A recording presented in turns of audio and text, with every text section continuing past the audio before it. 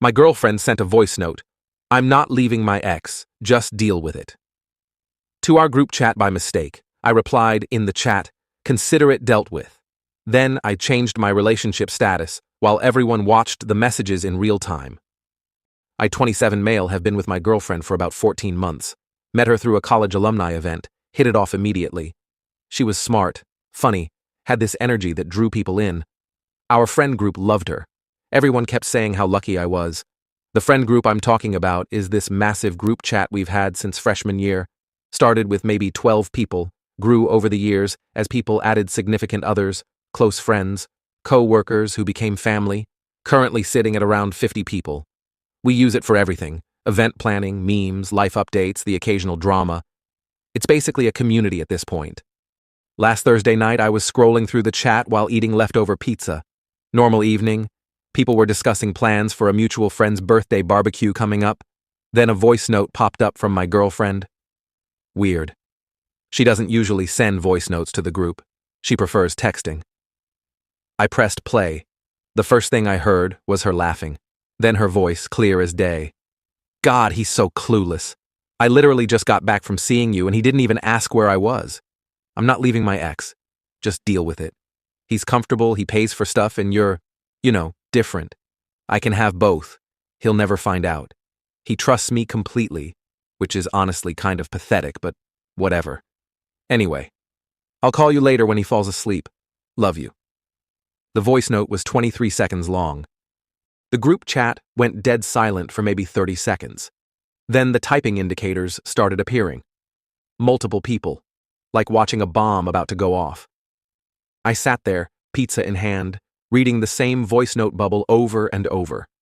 My brain was doing that thing where it refuses to process what just happened. Then my phone started buzzing, DMs flooding in. Bro, is this real? Holy crap, are you seeing this? Call me right now. My best friend since high school sent, don't respond yet. Breathe. But here's the thing. I'd already processed it. Somewhere between the first listen and the 20th time I replayed it, everything clicked into place. The late nights with co-workers. The phone always face down. The way she'd gotten distant but blamed it on work stress. I wasn't even angry yet. Just calm, cold clarity. I typed into the group chat, consider it dealt with. Then I opened my social media, changed my relationship status from in a relationship to single. The notification hit the group chat algorithm. Someone screenshot it and posted it immediately. He just changed his status. Legendary. Bro said consider it dealt with and meant it. My phone rang. Her name. I declined. It rang again. Declined. Then the texts started. That wasn't meant for the group. Call me. It's not what it sounds like I can explain. Why aren't you answering? Hello? I muted her number. The group chat was going absolutely nuclear. People were reacting to her voice note with every emoji known to mankind. Someone played it back and transcribed it for anyone who couldn't listen with sound. Another person posted, he trusts me completely, which is honestly kind of pathetic, with the clown emoji. Her best friend, who's also in the group, tried to do damage control. Guys, can we not do this publicly? There's obviously some misunderstanding. My roommate replied, what's the misunderstanding? She said she's not leaving her ex and called him pathetic. Pretty clear audio quality. Dead silence from the best friend after that. I finished my pizza. Watched the chaos unfold. Didn't feel a thing yet. That would come later. Around midnight, the doorbell rang. I checked the camera. Her, mascara running, looking frantic. I didn't open it. Please let me in. It was a joke. I was just venting to my friend. I didn't mean any of it. I spoke through the door camera intercom. You said you're not leaving your ex. Cool. Go be with him. We're done. It's not like that. Please. Good night. Turned off the intercom. She stood there for 20 more minutes before her best friend picked her up. The building security camera caught her crying in the parking lot. I didn't watch that part until the next day. Slept like a rock, weirdly. Woke up to 200+ messages in the group chat and a whole new level of drama I wasn't ready for. Update 1. 3 days later. Holy crap. Okay. I didn't expect this to blow up the way it did, both in the group chat and apparently now everywhere because people keep screenshotting and sharing. So here's what happened since Thursday. Friday morning, I woke up and finally let myself feel it. The anger, the betrayal, the embarrassment. Took a long shower, punched a wall, don't recommend, hurt like hell, and then sat down to assess the damage. First thing, her stuff was still at my apartment. Not a lot, she never officially moved in, but clothes, toiletries, a phone charger, some books. I packed it all into a box, took photos of everything for documentation, and texted her sister, only number I hadn't blocked yet. Her belongings are boxed and in my building's lobby. She has until 5 p.m. to collect them. Her sister, who I actually liked, responded, "I'm so sorry about what happened. I'll make sure she gets them." For what it's worth, I had no idea. Appreciated that. Appreciated. By noon, the group chat had turned into a full investigation. People were comparing timelines, going through old photos, looking for inconsistencies. One person found a picture from 3 months ago where she'd posted being at a work dinner, but someone else spotted her ex's car in the background of a mirror reflection. I didn't participate in the detective work, just watched. Then her best friend tried again, this time publicly in the chat. "Can everyone please stop? You're all being really cruel." She made a mistake, but this kind of mob mentality is toxic. People should be allowed to work through relationship issues privately. My cousin, who's also in the group, responded. She chose to air it publicly when she sent a voice note to 50 people about cheating on him. Also, calling your boyfriend pathetic while admitting you're using him isn't a relationship issue. It's just being a terrible person. Her best friend left the chat after that. But here's where it gets interesting. Around 3 p.m. Friday, I got a call from a number I didn't recognize. Against my better judgment, I answered. It was her ex, the one she'd been sneaking around with. "Hey man, I know this is weird, but I wanted to reach out." "Okay." "I just found out what happened with the voice note. She told me you two had broken up months ago, that you were just roommates figuring out the lease situation. I had no idea you were still together." I laughed. Actually laughed. "Broken up months ago? We literally went to my company holiday party together last month. She met my CEO. Long pause. "She told me you were pretending for your job, some work politics thing. That's creative. Look, I'm not trying to start anything. I just wanted you to know I'm done too. I don't mess with people's relationships knowingly. She played both of us. We talked for maybe 10 minutes, compared notes. Turns out she'd been running this game for about 5 months. Told him she was trapped in a dead relationship. Told me she was working extra hours. The woman had scheduling skills that would make a NASA engineer jealous. He apologized multiple times. I told him we're good. He didn't know. We're not going to be friends or anything, but I didn't have anger toward him. The anger was focused elsewhere. Saturday brought the entitlement parade. Her mom called. Not sure how she got my number. Probably through her daughter's phone. "Hello, is this my daughter's boyfriend?" "Ex-boyfriend as of Thursday." "Yes, about that. I need you to stop this public humiliation immediately. You're ruining her reputation." "Ma'am, she sent that voice note to the group chat, not me. I didn't make anything public." "But you changed your relationship status and everyone saw. You could have handled this privately like an adult." She called me pathetic and admitted to cheating. Should I have sent her flowers? This attitude is exactly why she looked elsewhere. You have no emotional intelligence. Goodbye. Hung up. Blocked. Then came the mutual friends who decided to play Switzerland. The "I'm not taking sides, but" crowd. One girl who'd been in the group for years pulled me aside at a coffee shop Saturday afternoon. I needed to leave the apartment. "I know what she did was wrong, but don't you think you're being a bit harsh?" The group chat thing was pretty brutal. She sent the voice note to the chat. I just responded. "Yeah, but changing your status so everyone could see in real time? That's kind of petty. Would you rather I pretend nothing happened? Keep dating her while she laughs about me with her ex? No, but maybe handle it like privately? Now she's getting DMs from random people calling her names. That sounds like consequences for her actions, not my problem." She didn't have much to say after that. Sunday was quieter. I deep cleaned my apartment, threw out anything that reminded me of her, found a hoodie she'd left, donated it instead of returning it. Her stuff had been picked up from the lobby Friday evening. Life was trying to move forward, but she wasn't done, not even close. Sunday night, I got a text from an unknown number. "You need to publicly apologize for humiliating me. I've talked to a lawyer and what you did could be considered defamation.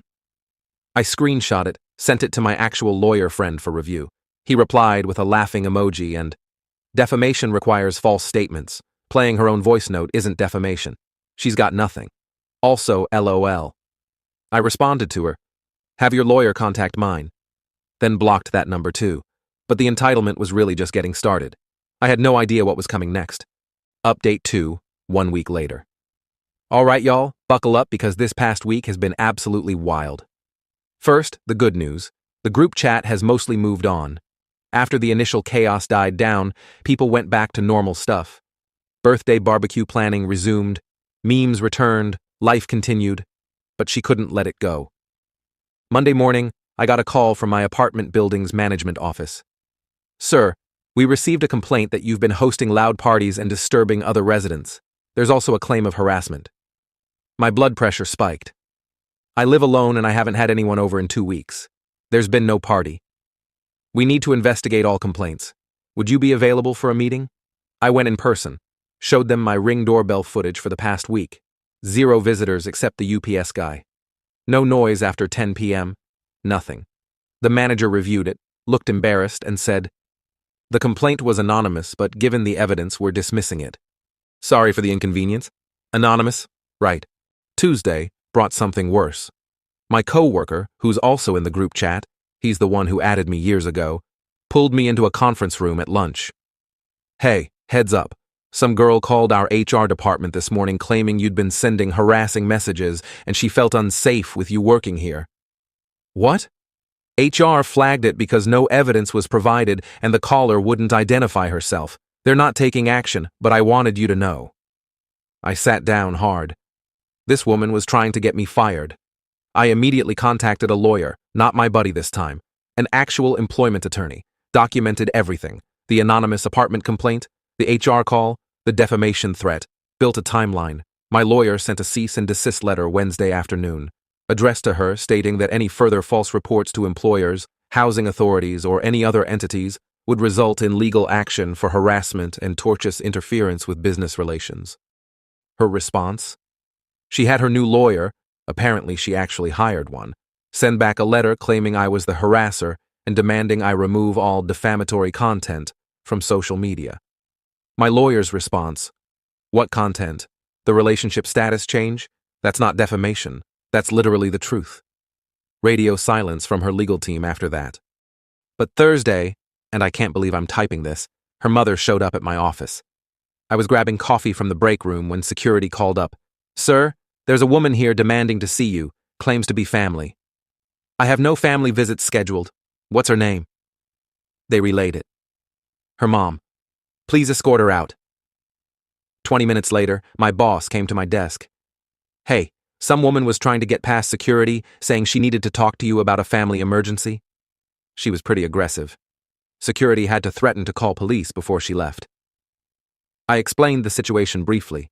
Ex-girlfriend's mother, messy breakup, harassment campaign. My boss nodded. Document everything.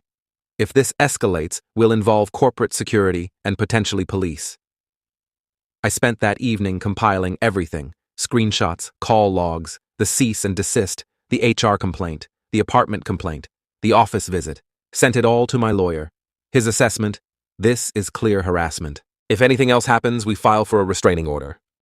Friday brought the final act of entitlement. I got a text from a number I actually recognized. One of her closest friends, someone who'd left the group chat after defending her.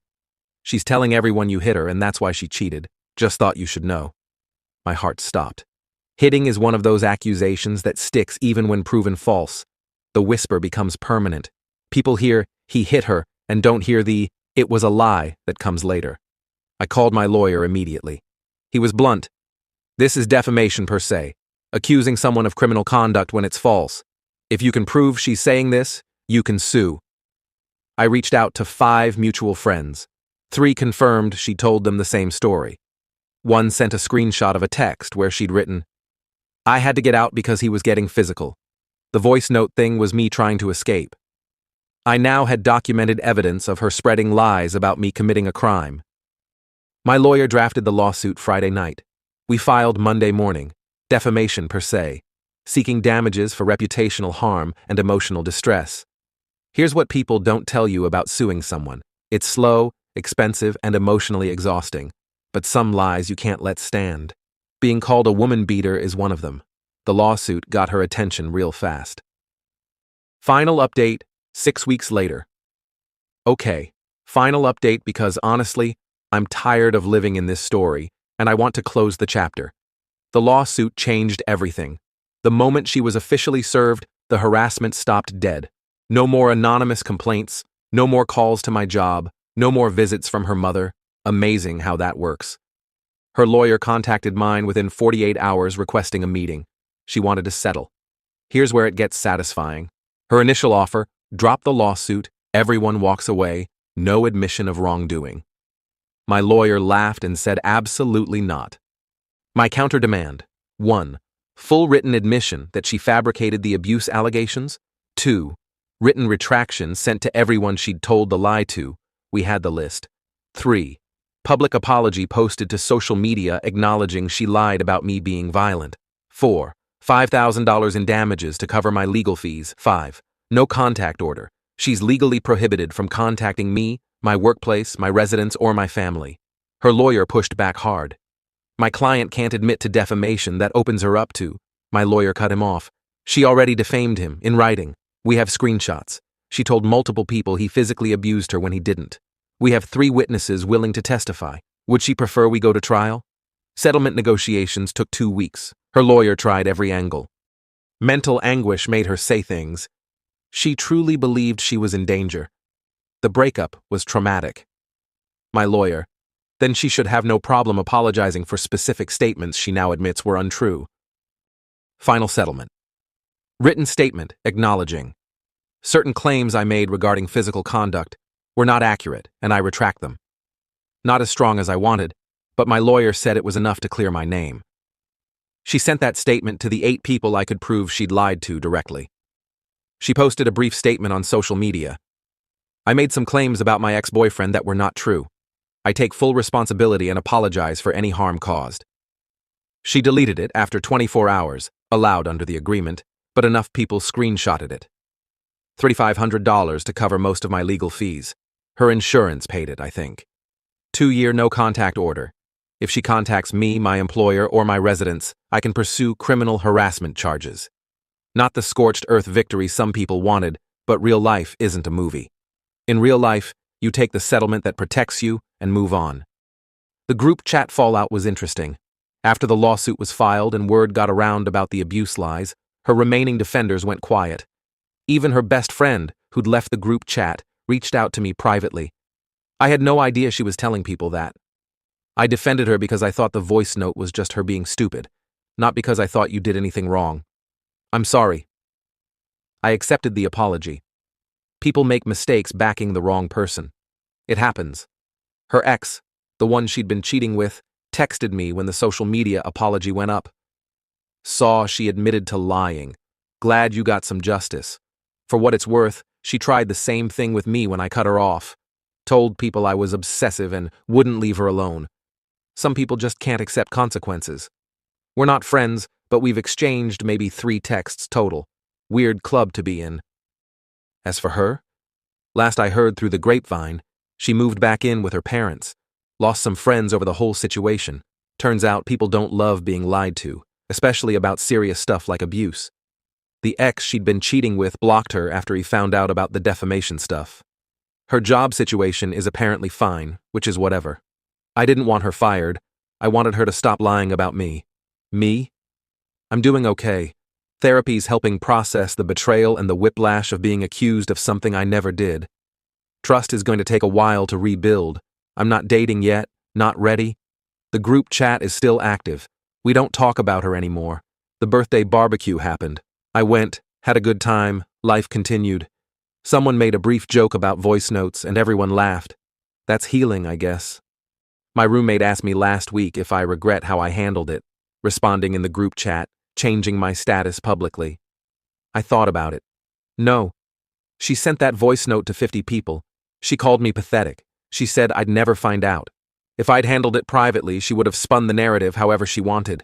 The public nature of it made lying harder. Fair enough.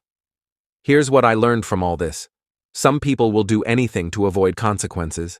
They'll lie, they'll manipulate, they'll play victim. And when you hold firm, when you refuse to be gaslit into thinking you're the problem, they escalate until they can't anymore.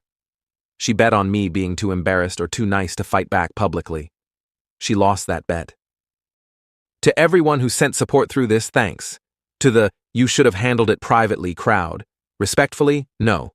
Some things need witnesses, some lies need public correction, and some mistakes are actually just who people really are when they think no one's watching. She thought no one was watching. 53 people were watching. Consider it dealt with.